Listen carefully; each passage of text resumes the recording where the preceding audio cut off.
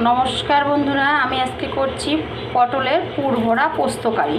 তো প্রথমে পটলগুলোকে আমি কেটে চেঁচে পরিষ্কার করে নিয়ে এভাবে ভেতর থেকে নোংরাগুলো বের করে নিচ্ছি। লবণ হলুদ দিয়ে মেখে এটাকে ভেজে নিচ্ছি। পটলটাকে আমি হাই ফ্লেমে ভেজে তুলে নিচ্ছি।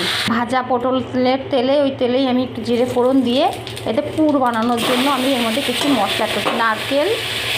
নারকেল বাটা, আদা, জিরে, পোস্ত এসব একসঙ্গে মিশিয়ে লবণ হলুদ দিয়ে আমি এটা একটা পুর তৈরি করি। পুরটা আমার রেডি। এর মধ্যে আমি এইভাবে ঢুকিয়ে নিচ্ছি।